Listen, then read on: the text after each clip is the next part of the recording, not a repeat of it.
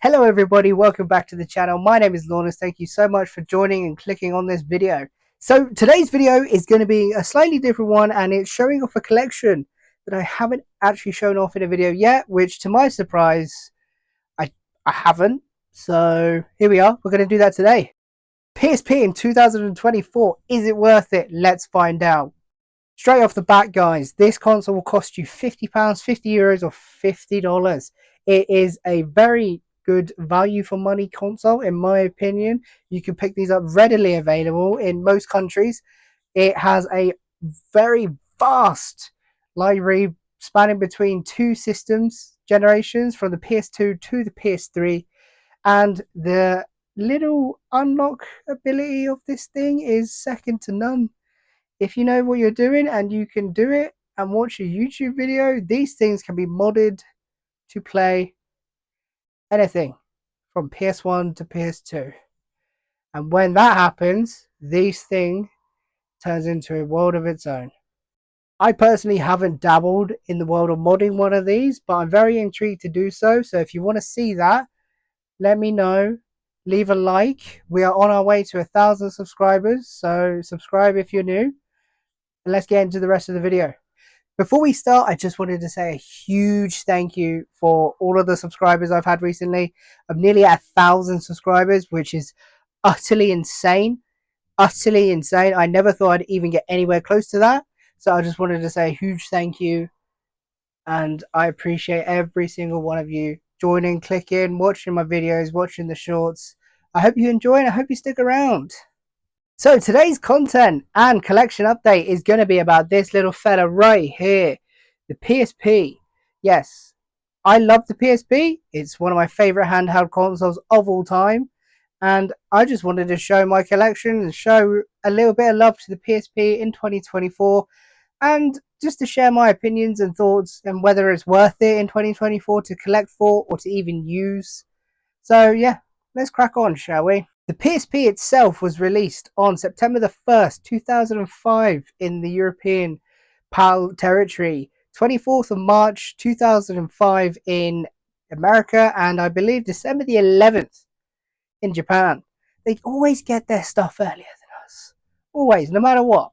It's probably because Sony is a Japanese company, but still, anyway. So the PSP officially sold over 18 million units at an MSRP of $250. Back in 2005, that's a good chunk of money. It's $100 more than what the Nintendo DS was selling for at the time. Hey, they charge the money. To be fair, Sony usually charges more for their consoles and equipment than most companies, which is a slight downside to the company. But hey, I'm a Sony fanboy, so we don't talk about that. Honestly, my opinion is not that biased.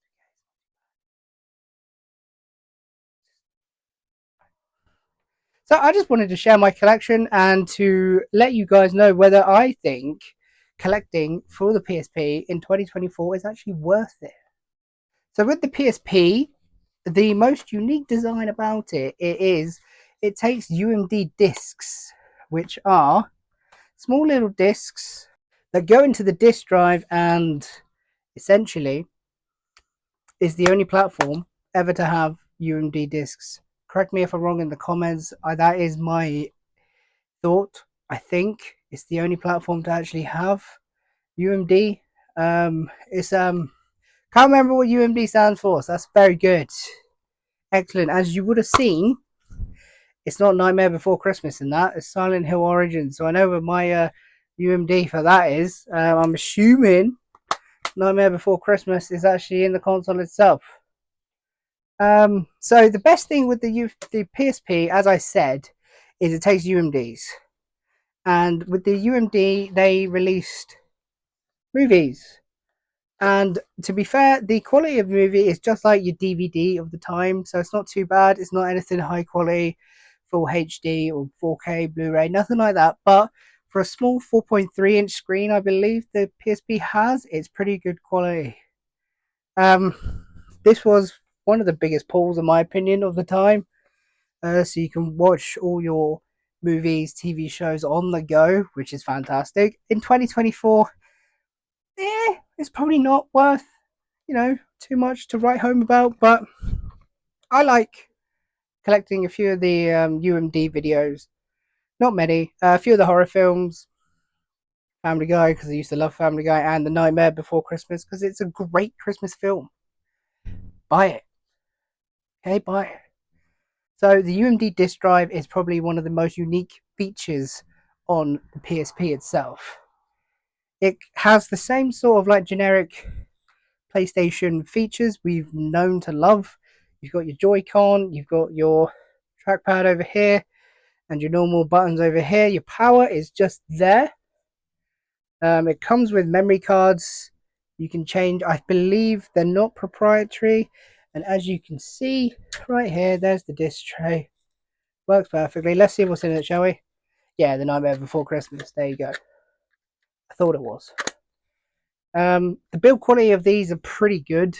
They're not too heavy. I have small hands, but it does fit in my hands quite nicely. Over age, I believe that the batteries do tend to die and fade, but it is a lithium battery, and they are nearly 20 years old at this point, so you kind of expect that in 2024. It's just something to note, something to look out for. They came in 3 different versions. You have 1000, 2000, and 3000. The main difference being is the later revisions got a tiny bit thinner. This is a thick boy. This is the 1000, the 1003, but the later revisions just got a little bit thinner. They did also do a PSP Street in 2010, which I did have, which I actually never knew existed until recently. But that was sort of like a last hurrah to the PSP system.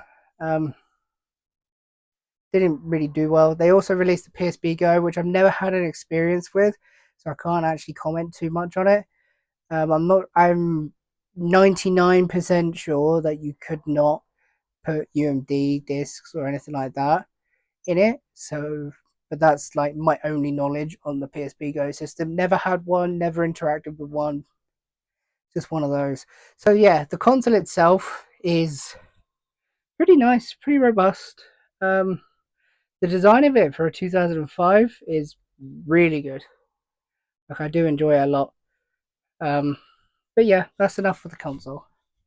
Let's get into the collection, shall we? So Sony decided to continue with their, I say continue, they decided to do their platinum ranges on the PSP, just like they did on PS1, just like they did on PS2, and they did the same on PSP. So the best thing about the PSP is it spans 2 generations of actual home console.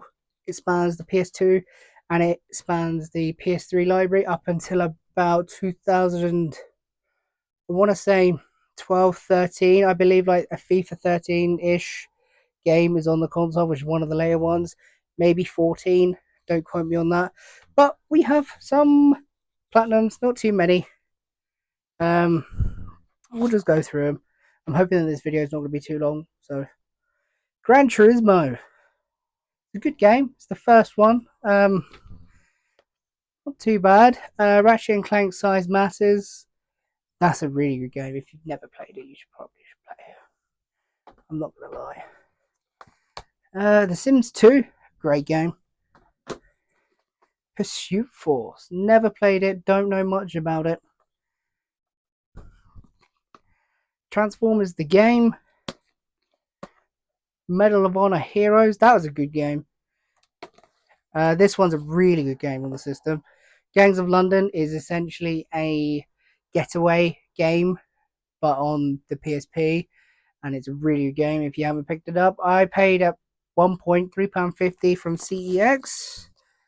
Jak and Daxter: The Lost Frontier. Haven't played it. I like the Jak and Daxter games on the PS2 and the PS3, so hopefully that'll be pretty good. So that is all the PSP Platinum games I have. There is a total of 3, 6, 8 so far. The total of games I have currently in my collection is 66 with 5 UMD videos. So it's not a small collection by any stretch. The whole library is quite vast. The games itself are quite cheap on the whole. There's only probably, off the top of my head, probably like 20, 25 games that are like more than like £25 on the system, and that's pushing it. I actually don't think it's anywhere near that. But the system itself to collect for is pretty cheap, apart from like your top tier games. There's a couple of I believe Personas on the system. There's a couple of Final Fantasies on the system that are really expensive. I really want to get Twisted Metal. No, I really want to get Twisted Birthday. That's a game that I really want to get on the system. It looks so good.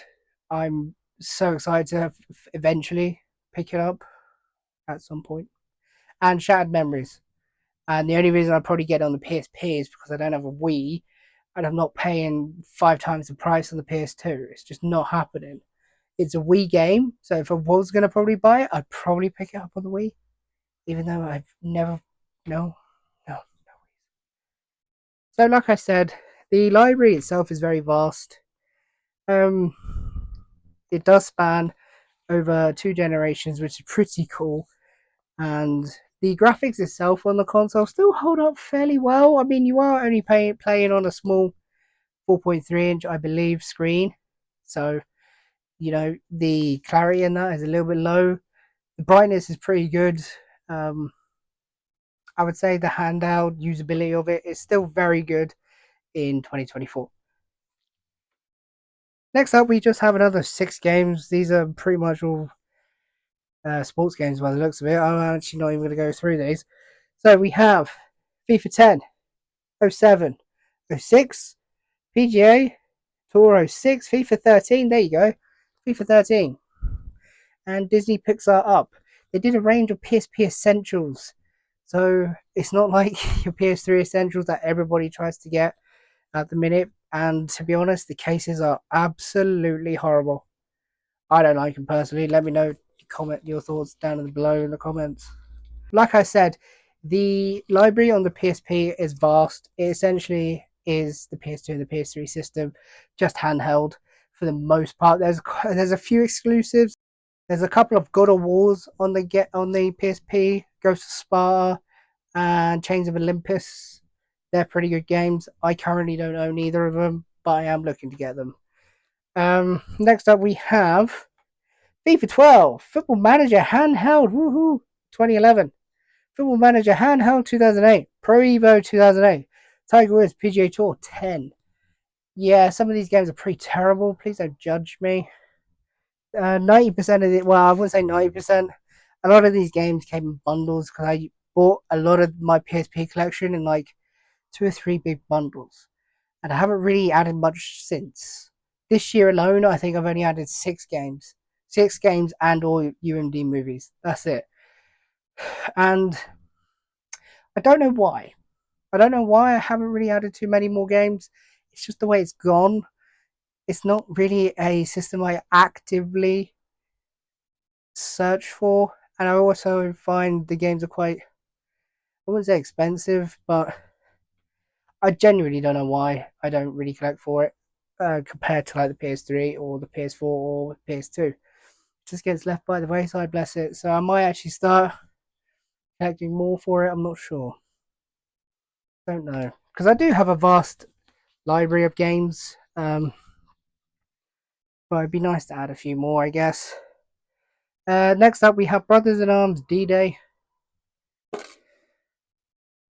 Then we have Space Invaders Extreme. That looks pretty cool. That's a good game.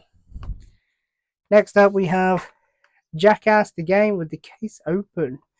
So most of these games are complete with the manual, with the exception of, I think, like 3 or 4, maybe. What's this? Dungeon Siege, Throne of Agony. Looks pretty cool. Coded Arms next. Taito Legends Power Up. I don't know. Like I don't know. You know as much as me on that front. Transformers Revenge of the Fallen. Then we have a couple of PSP Essentials. FIFA Street 2. That's a pretty cool game to pick up. I was happy with that one. SpongeBob SquarePants and the Yellow Avenger. Yeah. I don't know. So we're about halfway through. Give or take a few. Next up, we have Call of Duty Road to Victory. So you will see that some games didn't get a full release on the PSP. They had like different versions released on the PSP. We'll get to a few more, like the Need for Speeds as well, in a little while. But next up, we have SOCOM Fireteam Bravo 3. And at one point, it cost £10 from game. Pre-owned. You love to see it. So this one's probably one of the most expensive games on the PSP I have currently. You saw the UMD earlier, so it's not in here. It is Silent Hill Origins. It is a PSP, it was a game to be only released on the PSP. However, it got ported over to the PS2. And it's about 3 times the price on the PS2. Same with these. Rockstar released 2 Grand Theft Auto games on the PSP system, then decided, you know what? We're going to release them on the PS2 as well. Why not? So we have Vice City Stories. Medieval Resurrection looks pretty cool. Tekken Dark Resurrection. A lot of people are getting resurrected at this point. And then Splinter Cell Essentials. That's another set off the list. So, next up, Pimp My Ride. It's just one of those. £3.95 somewhere. I believe that's a Game Station sticker. Juice 2, Hot Import Nights, Ridge Racer. Oh, nearly dropped it. Flat Out Head On. 300, Road to Victory, or March to Glory, whichever one. Beaterator. I'm not really sure. I think it's like one of those MTV sort of games back in the day. Yeah. I won't lie and say I've played a lot of these games. I haven't. It's not something that I pick up all that often, unfortunately. Maybe I should in the future. I do take it sometimes on holiday and that, and pick up like Silent Hill Origins and play through that. We'll play through Vice City Stories quite often, but apart from that, it doesn't tend to get played all that often. Sorry. Next up, we have Lumen's Puzzle Fusion.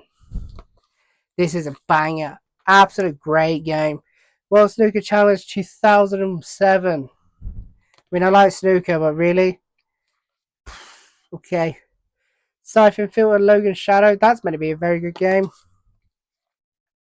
Sega Mega Drive Collection. That's a cool game to have on the PSP. Now, this is a game I actually don't have on the PS2, which shocks me to this day, but Midnight Club Dub Edition. I'd like to get it on the PS2. I just don't have it yet. So we're coming down to like the last 20 or so games. Ridge Racer 2. Harry Potter Years 1 to 4. SpongeBob Truth or Square. Don't know. Some of these games I think I probably should actually sell. Tomb Raider Legend. Need for Speed Underground Rivals. Need for Speed Shift. Disney GeForce. So, like I said previously, the library is so vast. Again, because it's a Sony library, it does cater for everybody. There's a few JRPGs, shooters, role-play game, anything you want on there, racing games. It does cater quite well for the masses. Next up, we have Disney's Pixar Cars Racer-Rama. I don't know, man. Ben 10 Protector of Earth. Marvel Hero Superhero Squad. Harry Potter and the Goblet of Fire. Star Wars Battlefront Renegade Squadron. Not bad, not bad. World Tour Soccer Plus, another football game. Tony Hawk's Project 8 is pretty cool. I enjoyed that one. I like Tony Hawk's. Project 8 is pretty good as well, in my opinion. I like American Wasteland as well. That's pretty good. Micro Machines V4. It's cool. Worms Open Warfare 2. Lastly, we have a couple of special editions and a couple of like just cardboard. The PSP really is pretty cool. You don't get it often, you don't, but I've got a couple of them. First one is SOCOM US Navy SEALs Fireteam Bravo. Say that when you're drunk. That's like the longest name possible. And apparently it came with a voice chat headset inside, which is in there. Pretty cool. No, I actually didn't even know that. This one's nice. Resistance Retribution Collector's Edition. It's just a very nice sleeve cover in good condition. The game itself is pretty good. I did enjoy that. Lord of Arcana, the nice collector's edition, or Slayer edition, should I say. It's a Square Enix game, which I didn't actually know. Haven't played it, um, but it's cool nonetheless. This is a triple pack. This is Prince of Persia Revelations, Tom Clancy's Rainbow Six Vegas, Driver 76. So, guys, that is the PSP collection in 2024. This is my collection so far. It's accumulation of around 65 ish games and about 5 UMD movies. It's not the biggest, but it's not the smallest. It's not bad. It fits up lovely on my shelf, right up there. Happy days. That's probably the only reason why I'm not actually going to, or haven't been actively hunting for it, because of space. I'm running out of space heavily, so I have to make do with what I have, like I've said previously many times. So it's just one of those. However, PSP in 2004, is it worth it? Yes. Yes, it is. The console itself is fairly cheap. The games on the system are, I'd say, fairly cheap, especially compared to other consoles you can buy for. Handheld wise, it competes with the DS, so it's essentially whether you want the PlayStation library on portable or you want Nintendo's library portable. Um, yeah, that's literally what it comes down to. I was never a DS kid personally. I was always a PSP, but I can't knock it. It's a great console. Both of them are great. They offer different things for what they do, so that I don't think they can really be like put against each other. So yeah, they're my thoughts and feelings. I think the PSP is worth it. It's sold fantastically, and it's still a great console in 2024. It is. So if you've enjoyed my collection video of the PSP, be sure to give it a like. Subscribe if you are new. We are on the road to 1,000 subscribers. Giveaway at 1,000, guys. Up in Lawless. Thank you so much for watching. Take care of yourselves, guys.